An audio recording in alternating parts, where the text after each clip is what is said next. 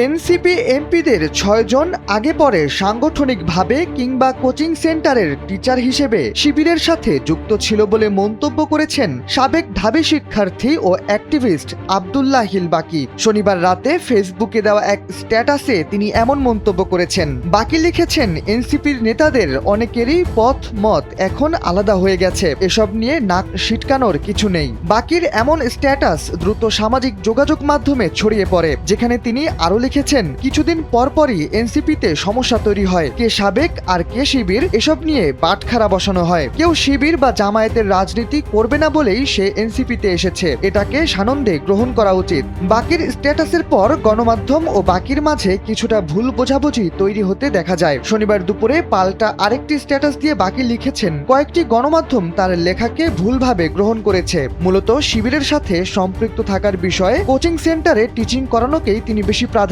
দিয়েছিলেন। জীবন অবাক না করলে কে করবে? 28% মিল্ক ফ্যাটের অবাক করার সাথে ফ্রেশ মিল্ক পাউডার। জীবন অবাক করুক প্রতিদিন। বাকি লেখেন, নাহিদ ইসলাম ভার্সিটিতে থাকাকালীন কিছু সময় ফোকাসে কোচিং করিয়েছিল, কিন্তু ওর সাথে যতদিন চলেছি কিংবা কাছ থেকে দেখেছি, কখনো দেখিনি শিবিরের আদর্শ কিংবা কর্মপন্থাতে সে এঙ্গেজড হয়েছে কিংবা তাদের আদর্শের সাথে তার চিন্তা ভাবনার কোনো মিল রয়েছে। আব্দুল্লাহ হিল বাকি লিখেছেন, এনসিপি সেকুলার পার্টি, মধ্যপন্থার রাজনীতি করবে, এই লাইনের রাজনীতি ধারণ করেই পার্টিটি ফর্ম হয়েছে। ভবিষ্যৎ কোন দিকে যায় সেটি আসলে আগ থেকে কেউই বলতে পারে না।